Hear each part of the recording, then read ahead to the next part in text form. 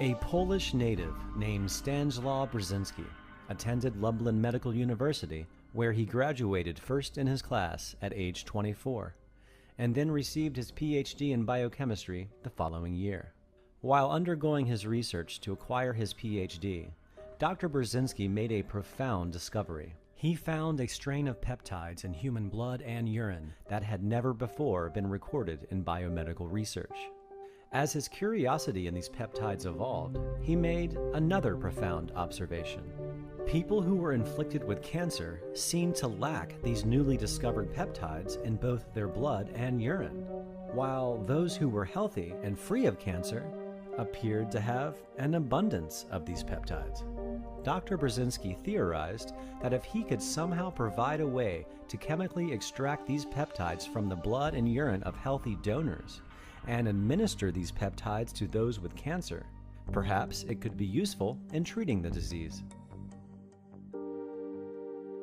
Before I started, I asked the lawyers for the advice. Can I use experimental treatment, which was the treatment with antioplastons? Can I use this in my private practice, and can I be involved in cancer research? Simple as the private company. Dr. Brzezinski's attorneys investigated both state and federal law to find out if it was legal for him to start his own biomedical research company, making antineoplastons and administering them to his patients within his private practice. They found that according to both the Texas state and federal law, the use of any drug or new drug can be used to meet the immediate needs of the patients of a licensed doctor, particularly when there is no other available option for them. The law stated that such activity was not governed at the time by the Texas Food, Drug, and Cosmetic Act and is not otherwise unlawful under the laws of the state of Texas.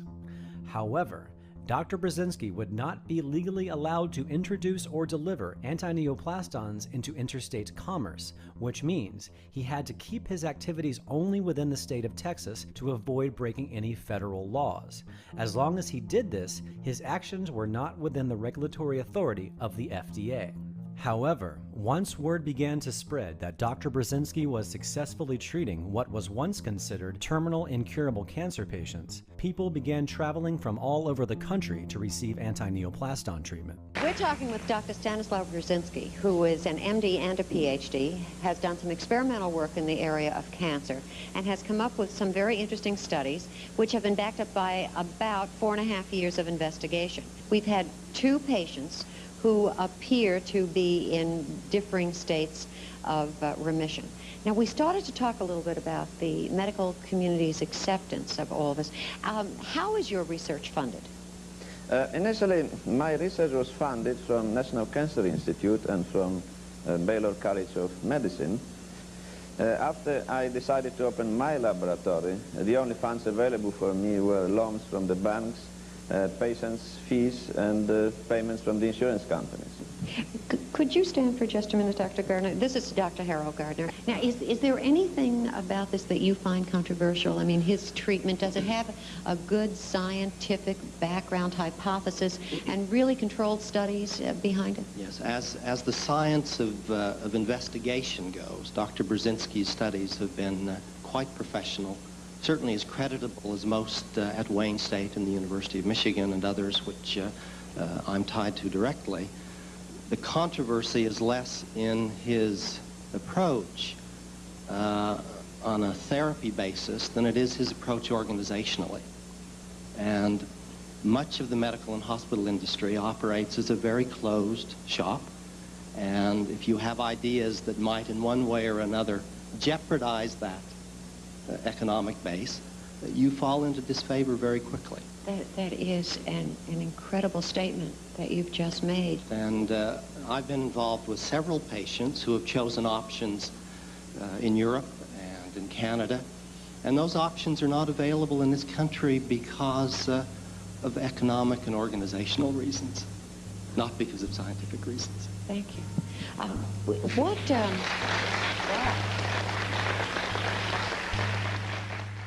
It is very difficult for some reason to obtain permission to treat patients in the United States.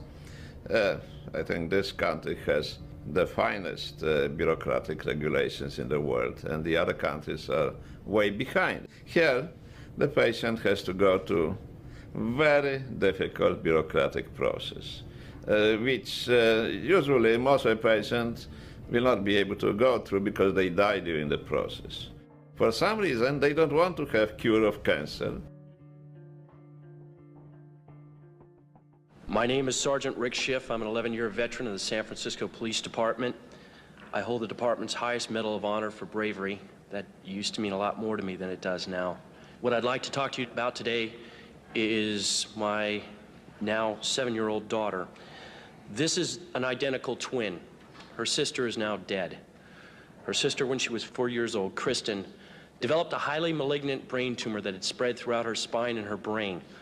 The doctors told us that we had really two options: take her home, let her die, or bring her in for massive dosages of chemo and radiation simultaneously. In either event, she was going to die. They were quite certain of that, and very quickly. Believing her only chance to be the standard route, we gave her the chemo and radiation. It burned her skull so bad she had second-degree burns and her hair never came back. To change her diapers, we had to wear rubber gloves because her urine was so toxic and it burned her. At the end of 6 months, miraculously, she survived the standard treatment, although there was a high expectation she wouldn't. She still had cancer. We were told, sorry, we've done everything we can. Now she's going to die, probably within a couple of months. My wife and I, choosing not to accept that, started reading. The first book I picked up, the 3rd chapter, discussed Dr. Brzezinski. As you may guess, I have some expertise in fraud. In fact, I'm quite certain there are enough attorneys in the room that I could be vordeered as an expert in fraud. And I conducted my own investigation. I have no doubt the man is not a fraud. I have no doubt that he does what he does out of earnest belief that his medicine works. And now you're in a position to judge for yourselves whether it works or not. But it's well established by the FDA that it's non-toxic. 18 months later, we took my daughter off the anti-neoplastin. She had not died. She had no signs of tumor. She remained free for 18 months of cancer. Within a month, the cancer was widespread in her brain. We put her back on Brzezinski's. By the way, at the objections of our doctors, for some reason felt that it had failed her. We put her back on. Within 9 weeks, the tumor was completely gone. She died last July of neurological necrosis. Her brain fell apart from the radiation. The autopsy showed that she was completely cancer-free. Out of 52 cases of that disease ever, no one died cancer-free, just Chrissy. So she didn't die of a terminal illness. She died of my inability to care for her properly, and she died from bad advice. She died because there's a government institution that disseminates false information and is not looking out for the welfare of the people. You know, ladies and gentlemen, I swore an oath 11 years ago, and I think most of us in this room swore it at one time or another, to uphold the Constitution. It says life right in the beginning. Back in the late 1980s, when he was in a battle with the Texas Medical Board and the FDA regarding his innovative approach to cancer. I wasn't surprised by that. Anyone who's innovative in medicine creates waves in the medical system. However, in his case, I was continually surprised that they didn't put him out of business. I kept hearing about him.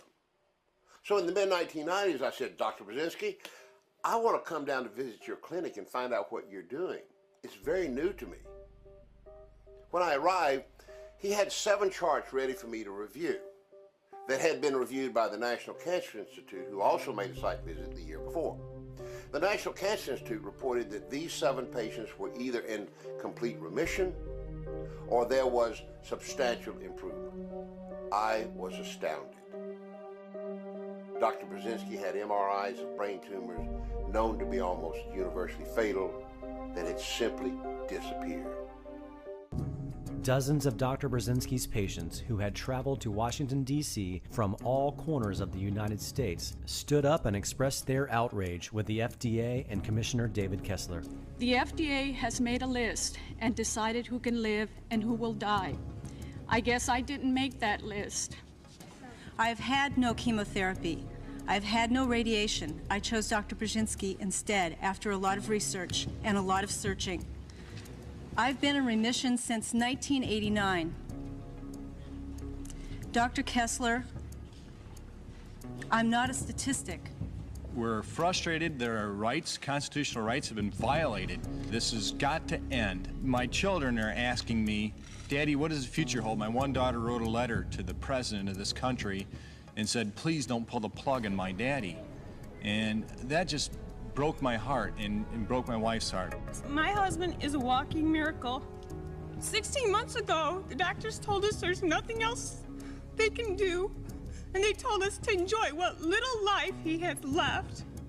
Look at him. He biked 32 miles after being on Dr. Brzezinski's treatment for 2 months, and they're saying we can't have it? I have a report from my family physician which tells how well I am doing. My tumors are leaving my body, and my condition is improving every day. Now the FDA is saying to me, no, your doctor is a criminal, he should be put in jail, and he needs to be shut down. This is criminal. I want the FDA to get out of our lives and stay out of her doctor-patient relationship. What the classical conventional medicine had to do for me was there, nothing. For me, the next thing was the minister.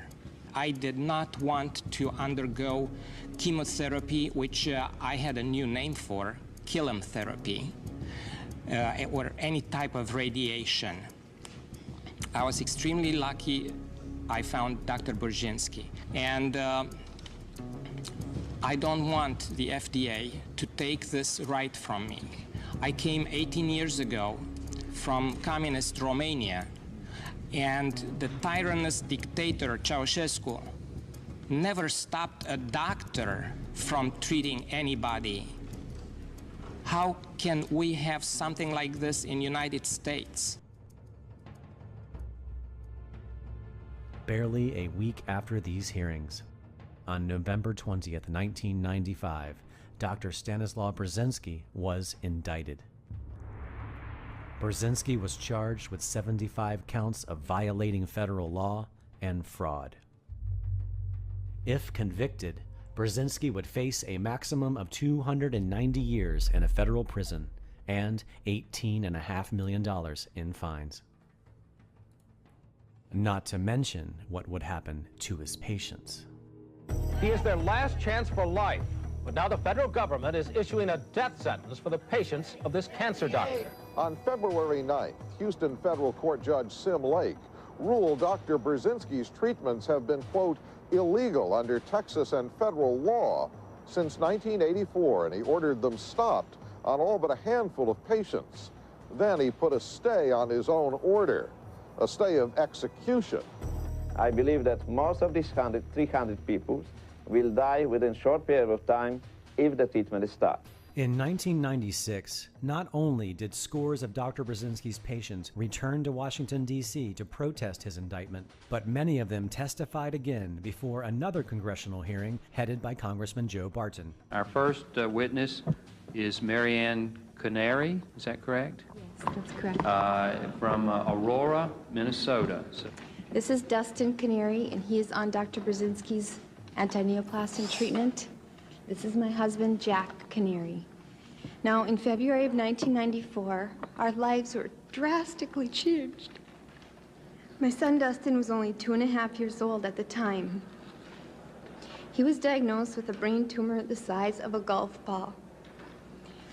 The surgeon removed 75% of his tumor, and the remaining 25% was diagnosed from a biopsy as a malignant, very aggressive medulloblastoma brain tumor, one of the most deadly forms of brain cancer.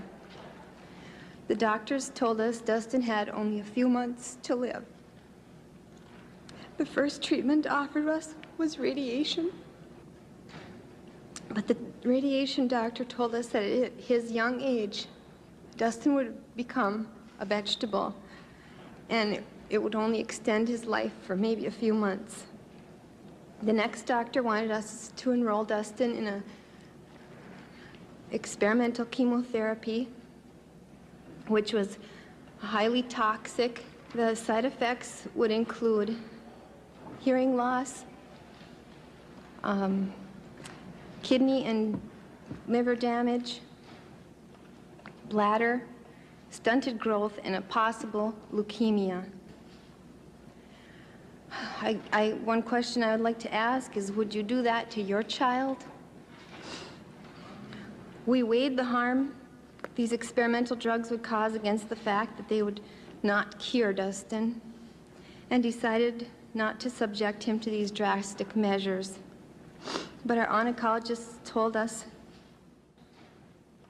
that their opinion took precedence over us as parents. This put added stress to the already stressful situation we were in. In April of 1994, we visited Dr. Stanislaw Brzezinski in Houston. Dr. Brzezinski made us no promises, but said that he often had very good results with brain tumors. At worst, it would not hurt Dustin, and it offered the best hope and a longer quality of life. An MRI 6 weeks after we started Dr. Brzezinski's treatment revealed no tumor. We were very overjoyed. Dustin continued antineoplastin therapy, and 1 year later, a tumor 1 inch by 1 inch in size was found on the MRI.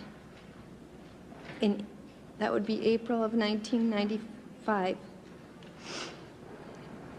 Dr. Brzezinski immediately raised Dustin's dose of antineoplastins. There were still no harsh side effects at all. The next MRI in September of 1995 revealed that the tumor had almost disappeared again. To this day, it has not reappeared. If you look at Dustin right now,